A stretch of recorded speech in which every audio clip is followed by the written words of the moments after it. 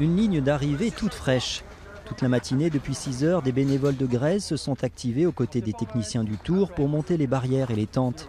Certains étaient déjà là il y a 4 ans pour une précédente arrivée de la course au sommet de la commune. Il y a 4 ans de ça, on a fait la même infrastructure. On avait un petit peu l'habitude, on avait déjà nos repères par rapport à ça.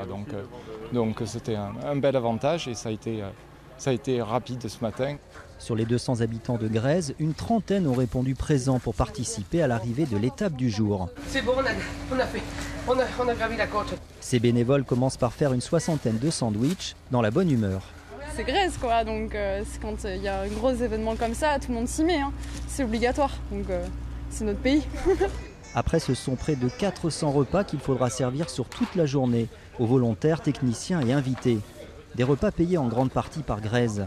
Un petit effort pour la commune, tout juste fusionnée avec Chavagnac, qui espère gagner un peu plus de notoriété avec le passage du Tour. On a peu de chance d'avoir des retombées puisqu'on n'a pas de commerce, on n'a rien. Mais enfin, pour l'environnement, ça peut être intéressant. On a Terrasson avec les jardins d'imaginaire, la vieille ville, après on a Montignac-Lascaux, on a Hautefort. Ça peut amener une certaine notoriété et des touristes.